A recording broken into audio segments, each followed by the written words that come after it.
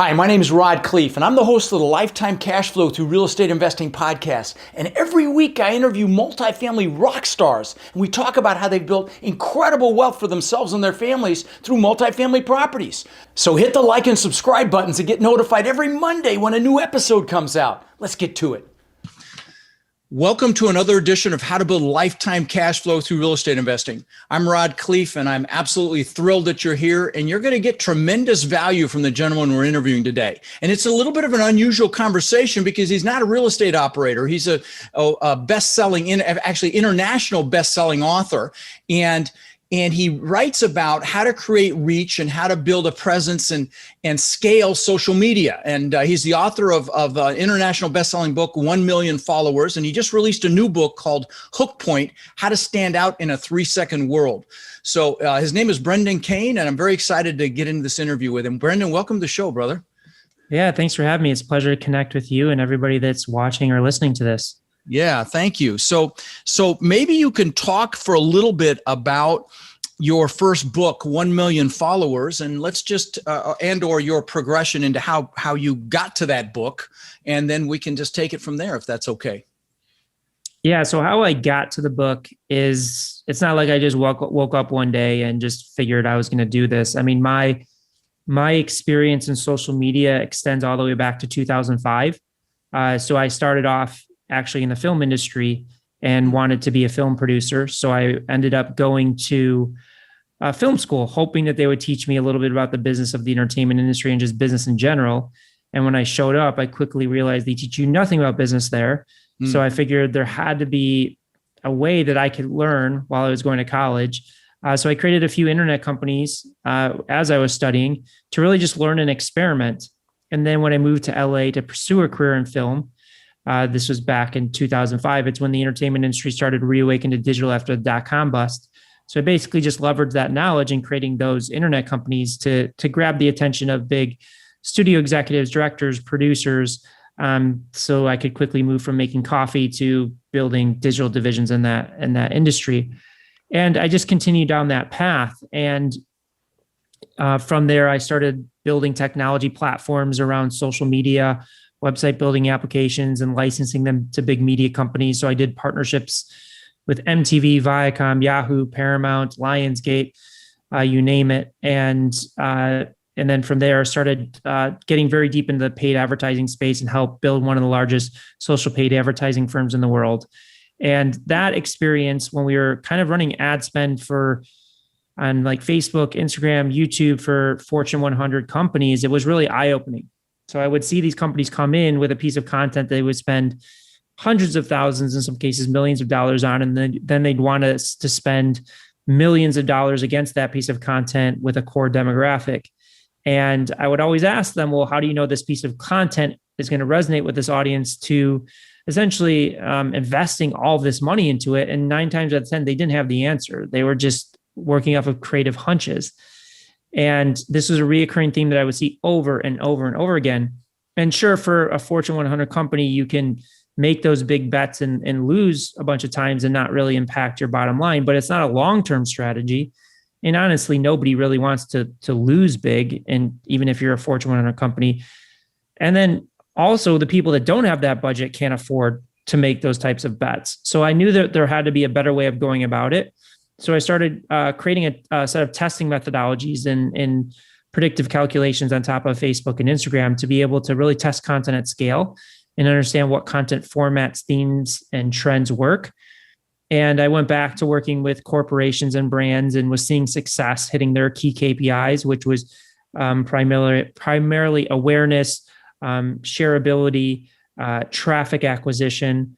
And then I started getting approached by celebrities, journalists, and professional athletes asking if I could use the same methodologies, but use it more so for audience acquisition, specifically follower base. So I started running tests and using the same principles that I had created for these big brands, and I started seeing success with it. And I started seeing data come in from all over the world and getting a firm understanding of what it takes to get somebody that knows nothing about you to follow an account. And that's where it seeded this idea in my head of, okay, it's great that I've worked with the biggest brands and celebrities in the planet, but could it be done for somebody starting from scratch, somebody starting from zero?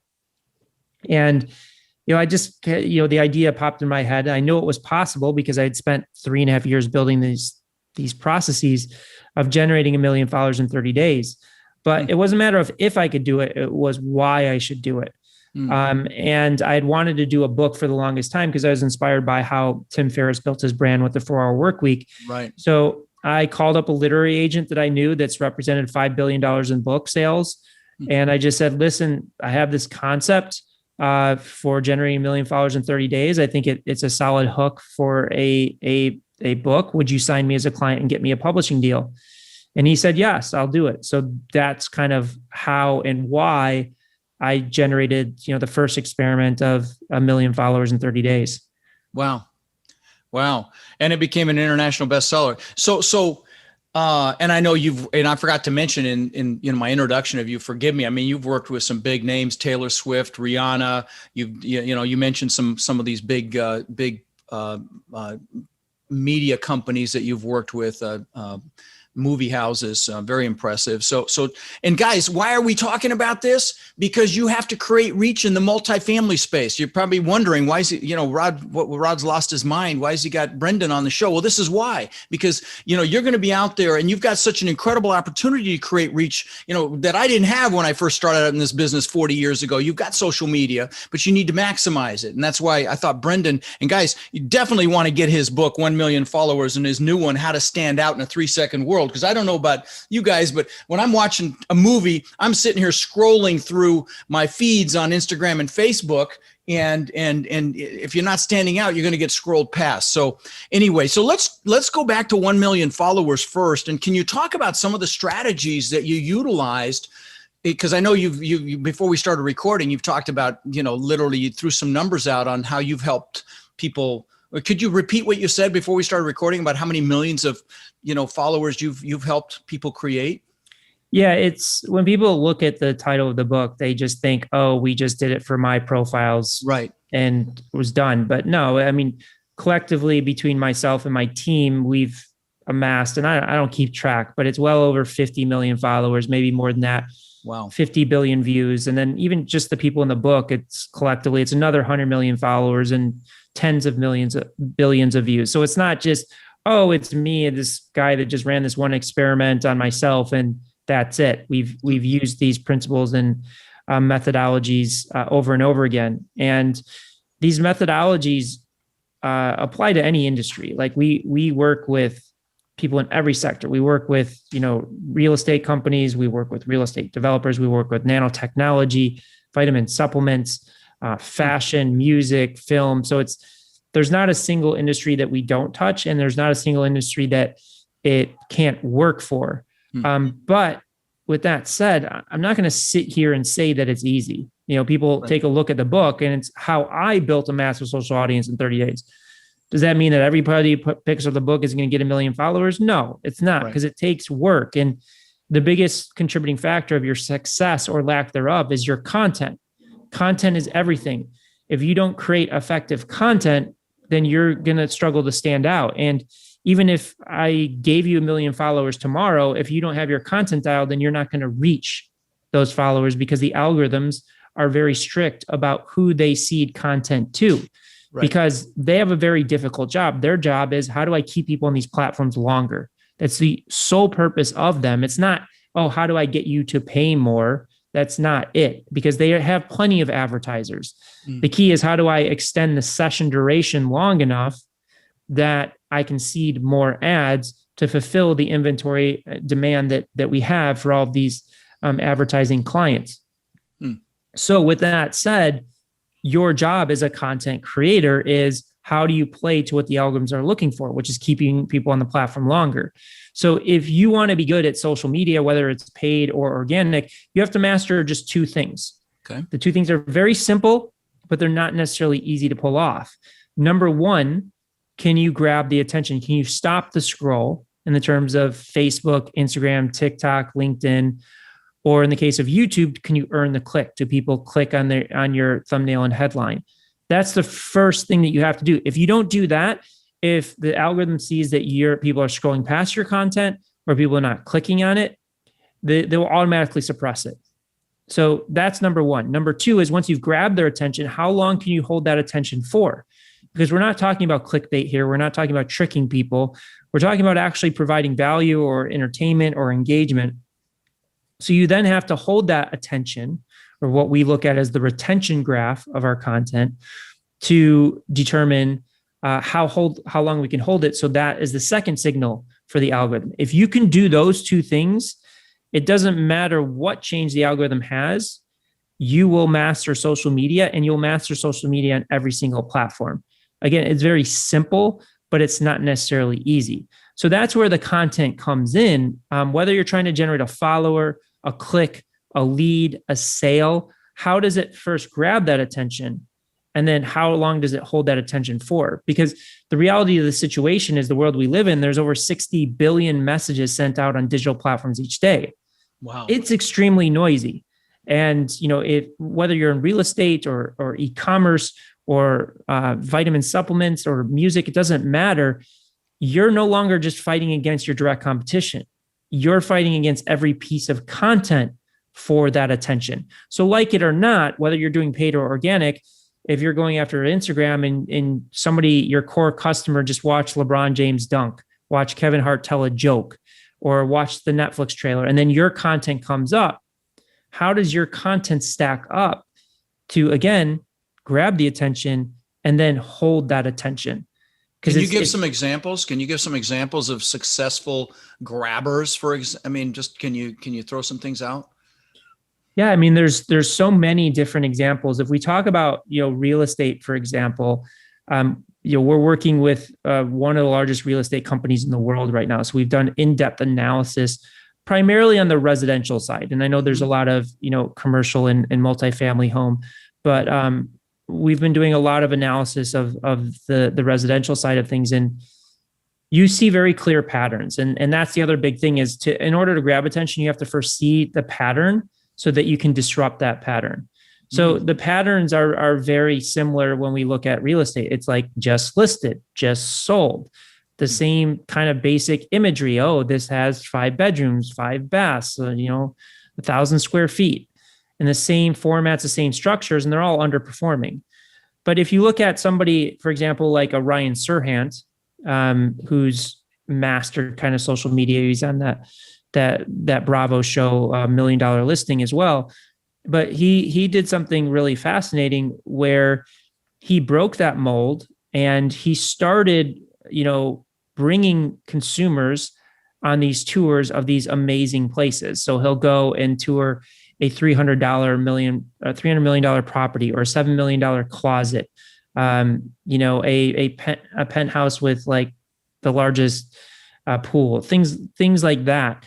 But he's doing it not to boast, not to sell that property, although he does sell properties through that, but he's taking the consumer or the viewer on a journey. And if you watch any of his content, he is speaking to you as if you were the only person on the other side of the screen. Oh. And that's a big mistake that people make, is you'll see a lot of people say, hey, everybody, hey, y'all. That is not what social media is about. It's about this one-to-one connection. And that's what Ryan has done so well. I'm going to use this word hook point, which is my whole premise of the second book. Right. But he uses a hook point of connecting with these consumers and kind of showing them behind the scenes of these amazing properties that they would never see. And they'll generate millions and millions of views, but he knows that 99.9% of the people watching it will not be able to afford it. Right. But that 0.01% is watching. And he has sold like $10 million penthouses off a YouTube video because of that. Wow. So what he's doing, and what we talk with our clients a lot, and we can talk about the difference between paid and organic. So right now I'm talking really about organic. Right. But what we tell our clients always when it comes to organic, if you really want to scale your brand and awareness through organic, you have to make your content digestible for the general audience. Meaning, if somebody knows nothing about multifamily homes, how do you make it interesting for somebody that that isn't interested in it. And you may be sitting there, well, how do you do that? It's impossible. Well, Ryan Serhant's one example, but I'll give you even a better example. Okay. Taxes. Oh, it's the most unsexy subject you can imagine. I just fell asleep. Right. Exactly. But there's a YouTube channel called Clear Tax Value that has blown up. They got 1.2 million subscribers. Their average video views is like 300,000 to 400,000 views, which is hard to do on YouTube just alone, let alone around taxes. So you can make any industry interesting. And there's like World Economic Forum does a great job with this. So that's what we look at from an organic perspective. Now, you may not want to be the Ryan Serhant. You may not want to do that because it is hard work. It is time consuming. It is valuable if you pull it off. Right. Or you can go the paid route, lead generation. We do a lot with lead generation, which is a bit easier from a content perspective because essentially what you're doing is you're paying for reach instead of hoping that the algorithms will give you that reach for free. And I almost say in air quotes because it's not necessarily free because of the time, energy, and effort that it takes to create the content. Right. But with paid acquisition on these platforms, you pay to get that reach. So it takes off that, the biggest obstacle there first. Now, the two principles still apply for paid is like, how do you get somebody to stop and pay attention to it? And then how long can you hold that attention for, or can you translate that attention to a landing page or someplace else where they're finding more information? So there's like two types of ads that we'll do is one where we're holding the attention within the ecosystem. So if it's like a Facebook or Instagram ad, that can come in the form of the video. So we'll have a video ad and we grab the attention with a pattern interruption of the way that we intro the video or the headline or something like that. And then we'll work to hold that attention as long as possible, because it'll drive down our cost in the auction.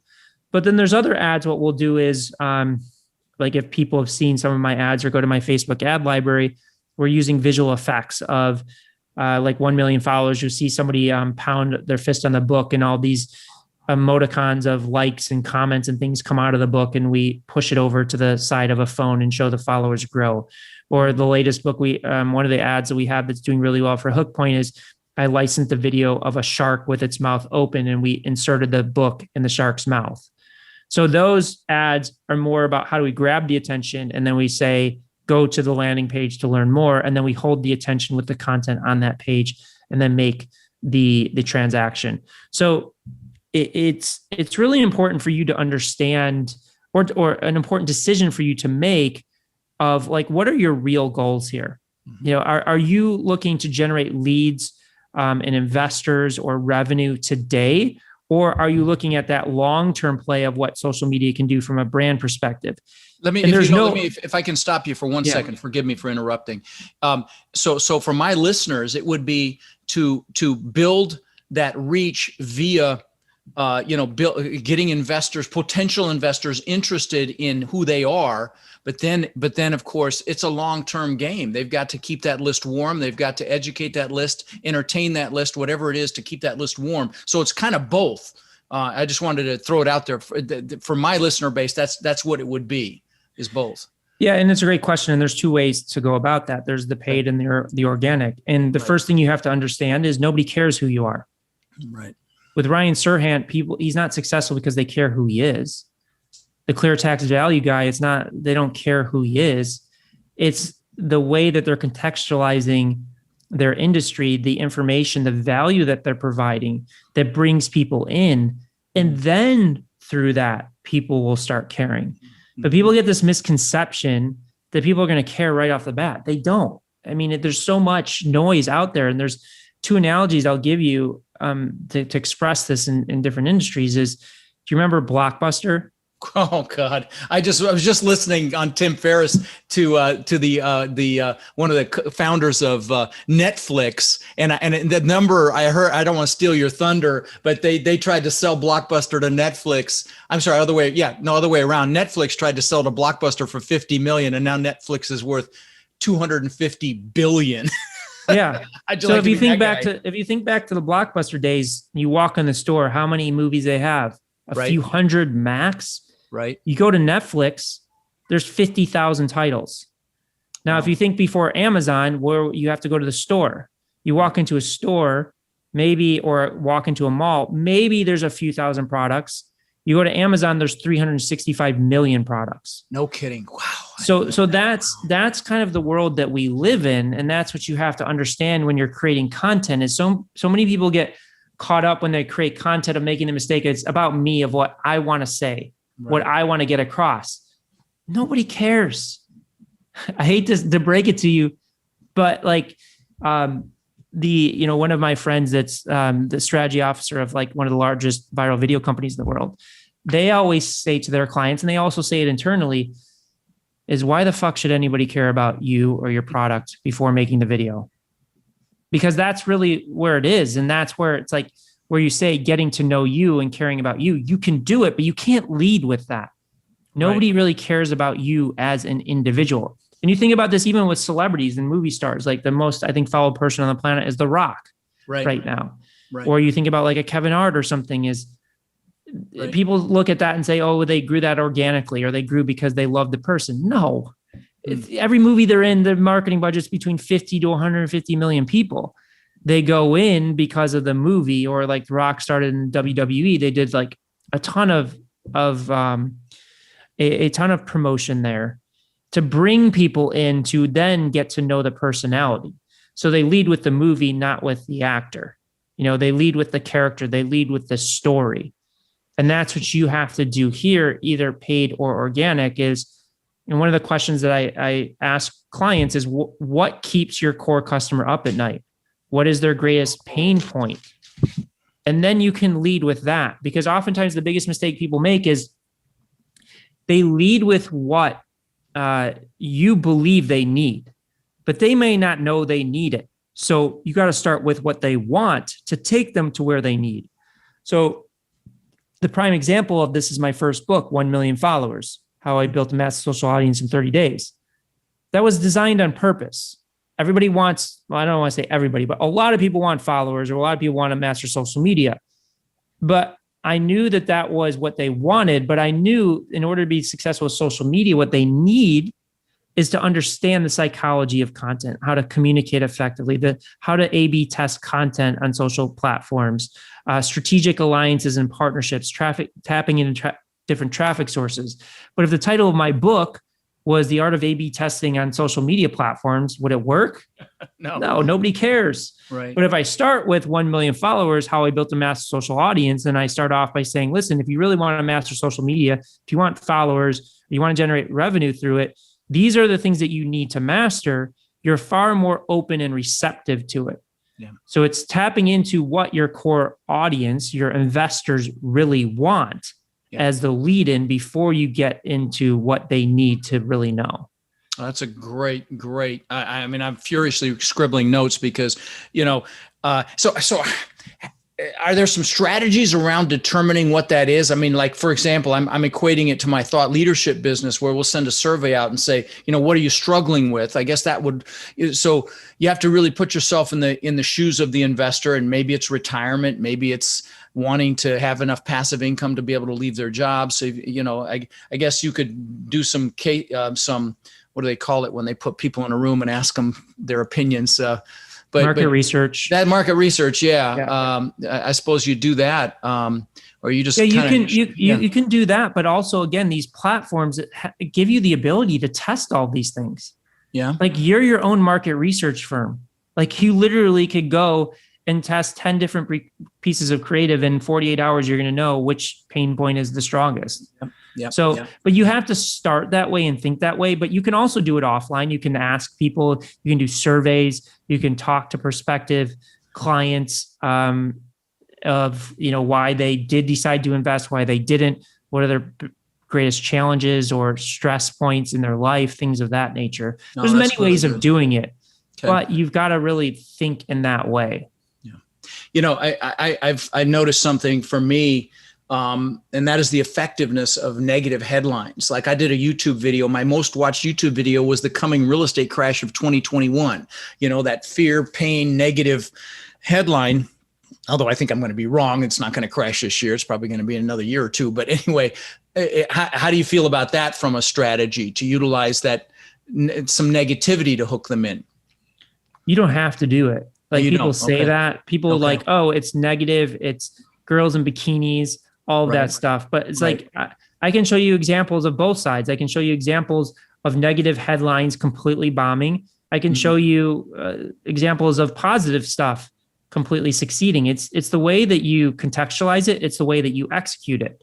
Like our book, 1 Million Followers, How I Built a Massive Social Audience in 30 Days is positive. I don't think we really do any negative marketing or negative things. The person that wrote the book, or wrote the forward for the first book, his name is Prince EA. He's one of the top video creators on the planet, and it's all positive. It's all positive, inspirational content. Jay Shetty's another example of that. Goalcast. Are there examples of people that use negativity? Yes. Sure. I don't like doing it. It doesn't personally, it's not personally in my kind of, it doesn't inspire me or motivate me to create content, but you can do it either way. So don't feel like you have to be put in that corner. Okay. No, that's really good insight. I didn't intend it that way. It was just surprising when I saw that headline did as well as it did. Now, when you're getting their attention, so let's shift to the, how to stand out in a 3-second world. You're talking about those grabbers. Is it a printed headline, right when the video starts, or is it a picture, or is it a combination of all sorts of things? I'm just curious what has been really effective. Is it just the messaging? I'm just curious if you could give us a little more micro answers there, that if you would. Yeah. So a hook point at its highest level is grabbing attention and maintaining attention. So those two core principles that we talked about earlier that are critically successful for social media. Now, a hook point can come in many ways, shapes, or forms. It can come in the form of text. It can come in the form of an image. It can come in the form of video. It can come in the form of a business development strategy, like a unique approach to grab attention. It can come in the form of an email subject line or email text or body. It's really anything that allows you to grab the attention of the audience that you're trying to attract, hold it to the point where you can build up enough trust and credibility to then get them to perform the specific action that you're going after. So that's at a nutshell what that looks like. Do you have a super successful example of one of those that you could share? It doesn't have to be real estate specific, or just one that just blew the socks off, or one or two, that examples that people can relate to, or. Yeah, I mean, there's so many. I mean, Ryan Serhant, if you go to his YouTube channel and sort by that, Netflix was another prime example. People don't realize that Netflix invests $17 billion a year in content. Why? Because each piece of content is a hook point. And they know that, if 95% of those bets don't pay off, they can still survive. For every Stranger Things that they hit, or Orange is the New Black, that drives their business. It builds their acquisition channel, and it also builds their retention side of things. So that's one example. I can give you another example along with what to be careful of. So Tom Shoes, they created 1 for 1. For every shoe that you buy, they donate. Yeah, they donate. So that's an amazing hook. The problem is it was such a good hook, and they stopped innovating their hooks that everybody else started doing it. Everybody else started doing the 1 for 1, and then it lost its edge. Amazon's another huge one. They started with the world's largest bookstore. That was their first hook. Then I think it was the store for everything. And then it was the one-click checkout. Yeah, then it's Amazon Prime. And now they're in the content business. And people think they're in the content business because they want to be Disney or these people. It's not. It drives Prime memberships. And Prime memberships increases the amount of product that's purchased through that platform. The 1 Million Followers book is another one. If you look at my Facebook ad library, we're testing different hooks all the time. You look at Nike, they spend $6-7 billion a year on endorsements. So a LeBron James, Michael Jordan, look at what Michael Jordan did for Nike. Those are hooks into their brands. There's so many different ways that you can go about it. Now do you have, other than the books, do you have a course or any other programs? I know you do high level consulting. I guess, for very large companies. Is that accurate? Or Yeah, so we have a consulting practice where we help companies create their hooks. Okay. So we look at their short and long-term business objectives. We look at the competitive landscape, and then we help them craft a hook point to achieve those goals. And again, that hook point can come in many ways, shapes, or forms. It can come in forms of a business development strategy, a social media strategy, a single piece of social content, paid strategy. Just depends what it is. So we have that consulting practice, and we do have a course around hook point as well. Oh, you do? Okay, fantastic. Yeah. Well, guys, I highly recommend you get his 2 books, 1 Million Followers and The Hook Point, How to Stand Out in a 3-Second World, because again, you need this. You need to be able to be seen so you're not killing yourself to bring investors into your deals. But listen, Brendan, I really appreciate you taking the time to share your wisdom. You've added tremendous value today. I've been, like I say, it's not often that I'm furiously scribbling notes down, but very much appreciate you taking the time to join us today, my friend. Yeah, thanks for having me. It was a pleasure to connect with you and everybody that was listening to this. Yeah, thanks. Rod, I know a lot of our listeners are wanting to take their multifamily investing business to the next level. Now, I know you've been hard at work helping our Warrior students do just that using our ACT methodology, which is awareness, close, and transform. Can you explain to the listeners how they can get our help? You bet. Guys, we've been going nonstop for 3 years, building an amazing community of like-minded people. And our coaching students, which we call our warriors, have had extraordinary results. They've purchased thousands and thousands of units. And last year, we did over 1,000 units with our students. And we're looking to grow this group and take it to the next level. We're looking for people who want to follow a proven framework that's really step by step, and then leverage our systems and network to raise equity, to find and close deals, and to build partnerships nationwide. Now, our warrior community is finding success in any market cycle. So if you're interested in finding out more about how you can become more of our incredible network and take advantage of the incredible opportunities that are coming very soon, apply to work with us at mentorwithrod.com or text CRUSH to 41411. That's mentorwithrod.com or text CRUSH to 41411.